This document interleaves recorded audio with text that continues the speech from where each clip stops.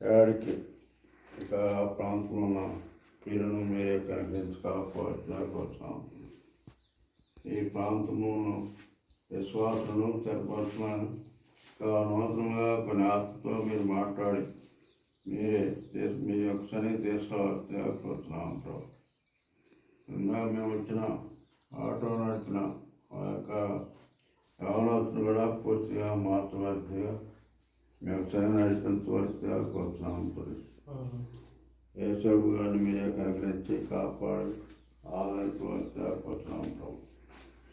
ఇంకా లక్ష్మణ బిడ్డను మీరే ఆదరించి కాపాడమని సరే నాయన సోముల ఐక్యత కలిగి జీవితకు సహాయం చేస్తా కోరుతున్నాం.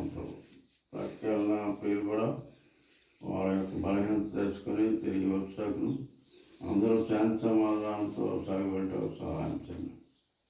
శ్రీరామూర్తి గారు కొంత ఆరోగ్యం అందించారు. పూర్తికారం దయచేస్తే కూర్చున్నాం. తీసుకుంటున్న ఔషధము ఆహారం బాగా జన్మటకు సహాయం చేయమని వారికి బిడ్డలు అభిప్రాయం ఉన్నారు. వారి భవిష్యత్తు కూడా మీరే సహాయం చేయవచ్చుగా కూర్చున్నాం. రేపులున్న దంపులున్న ఆత్మలకు సహాయం చేస్తున్న దాతలు వారి అవసరం కూడా మీరు తెచ్చుమని రేపు వెళ్ళినట్టుగా వారి ప్రయాణంలో మీరైతే నడిపించవలసిగా కూర్చున్నాం. ఇంకా నా ప్రాంతంలో నా ప్రియులు వారి యొక్క అవసరమెత్తను ప్రార్థించమని కోరి ఉండగా మీకు చిత్తానుసారంగా తెచ్చున్నాను. సంతానం లేక బాగుపడుతున్న ప్రియులను మీరే కనికరించి కాపాడుతున్నాం. ఇక్కడ కూడి ఉన్న పిల్లలందరినీ పేరు పేరున దీవించి ఆశ్రయించమని వారి కుటుంబాలను కూడా మీరు చేర్చవలసిగా కోరుతున్నాం. ఇక్కడ మిగిలిన పనులు కూడా మీరే సహాయం చేయమని మీ యొక్క దోషలను మమ్మల్ని బలపరిచి మరి సాయంత్రం కూటంలో మీరే త్వరగా నడిపించవలసిగా కోరుతున్నాం. రేపు నుండి కూటంలో జరగవలసిన కార్యక్రమంలో మీరైతే నడిపించుకున్నారు. మరి ఆ ప్రాంతంలో కూడా కొన్ని ఆత్మతో మీరు మాట్లాడాల్సింటున్నారు. మీకు మహిమాతంగా సాక్షాత్గా జంతువుగా కోరుతున్నాం. మీ యొక్క ఆడకొరకు మమ్మల్ని నేర్పడుతున్నాను. మరి నూతనంగా వివాహమైన ప్రియులు వారి కుటుంబ అవసరం మీరు తీర్చి వారు చేస్తున్న పనిలో మీరు నడిపించున్నాను. పెసవారు ఉన్న సోదరుడు సుదర్శనం గారు సత్యమైన కూడా మంచి ఆరం దయచేగా కోరుతున్నాం. ఇంకా ఆ ప్రాంతంలో చేదురున్న ప్రియులు మరి యవనస్తులు కూడా సంపన్నంగా మీకు విజయాలు కలిసిమెలిసి సమాధానంతో సాగుబెట్టకు సహాయం చేయండి. మీకు మహిమాత్మగా సాక్షాత్గా జంతువు మీరు ఇచ్చిన రత్న శాంతి ఆనందాన్ని బట్టి మీరు తెలుసుకుంటూ ఈ విన్నపము త్వరగా రానున్న యేసుక్రీస్తు ప్రభు నామమునకే స్తుతులు చెల్లించుకుంటూ ప్రార్థన చేసుకుంటున్నాం తండ్రి. సహాయం చేస్తా కూర్చున్నాం ప్రభు. అపోస్తల కార్యము నుండి 12వ అధ్యాయంలో 13వ అధ్యాయంలో కొన్ని మాటలు మనకు వివరించి ఉన్నాడు.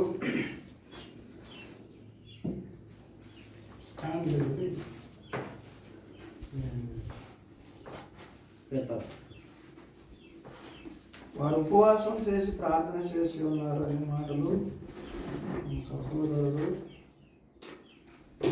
ఉన్నారు.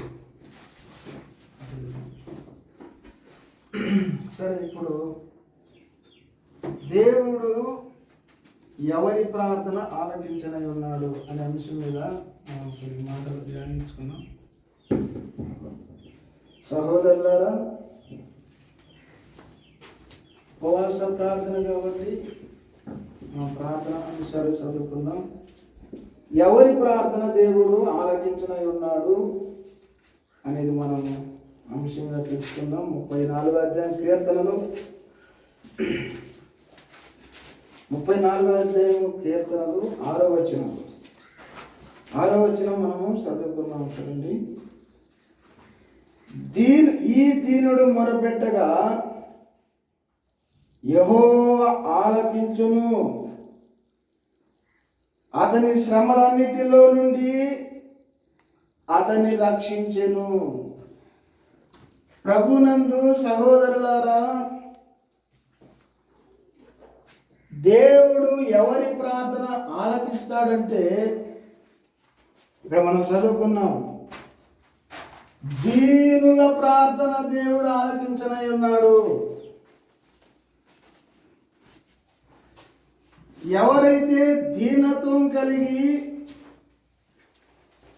ఎవరైతే తగ్గింపు జీవితం కలిగి ప్రార్థించగలిగితే దేవుడు వారి ప్రార్థన ఆలకించడానికి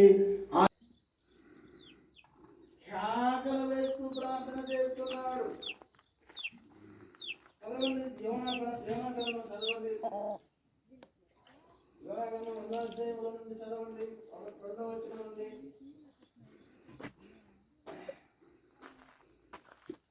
యోనాగ్రంథము 2వ అధ్యాయం 2వ వచనం.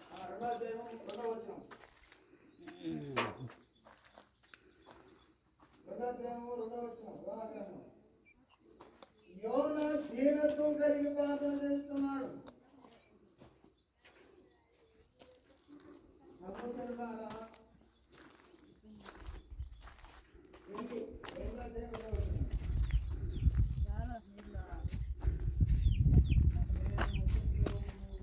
నేను ఉపద్రవములో నుండి యెహోవాకు మనవి చేయగా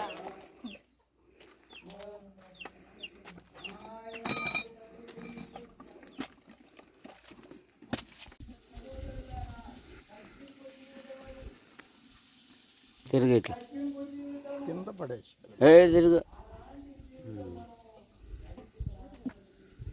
ఏం కావాలా?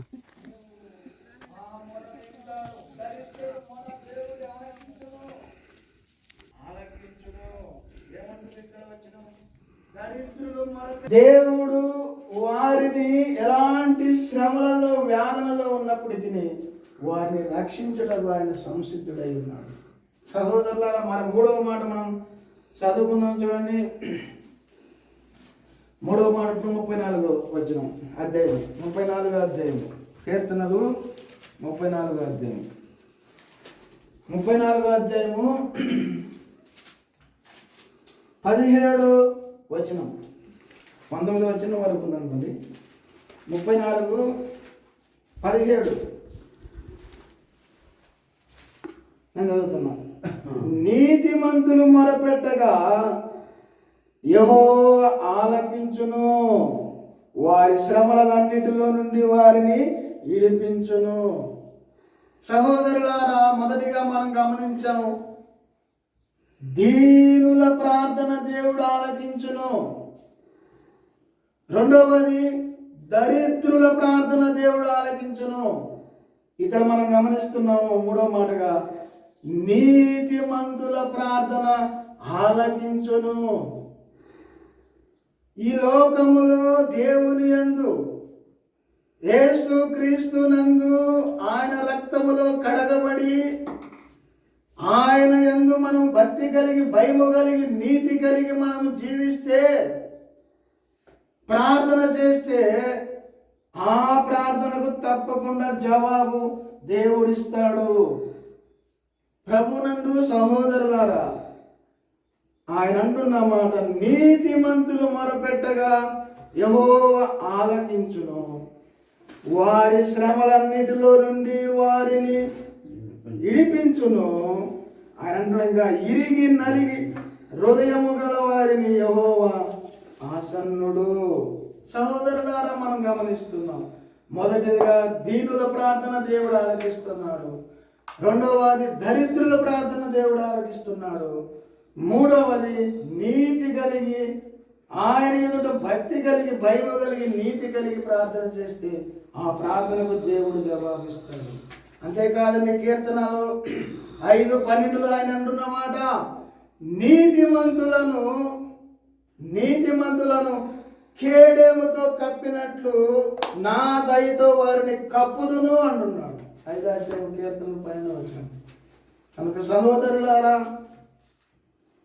ఈ సమయంలో దేవుడు చెప్తున్న మాట, ఆయన అంటున్నాడు, దీనుల ప్రార్థన నేను ఆలకిస్తున్నాను అంటున్నాడు, దరిద్రుల ప్రార్థన నేను ఆలకిస్తున్నాను అంటున్నాడు, మూడవదిగా నీతిమంతుల ప్రార్థన నేను ఆలకిస్తున్నాను అంటున్నాడు. కనుక సహోదరులారా, ఈ 3 మాటలు మన హృదయంలో పెట్టుకొని దేవుని సన్నిధిలో నడుద్దాం. దేవుడి మాటలు మనందరి కొరకు దీవించుగాక. దాసుడు తండ్రి యోసేపు గారు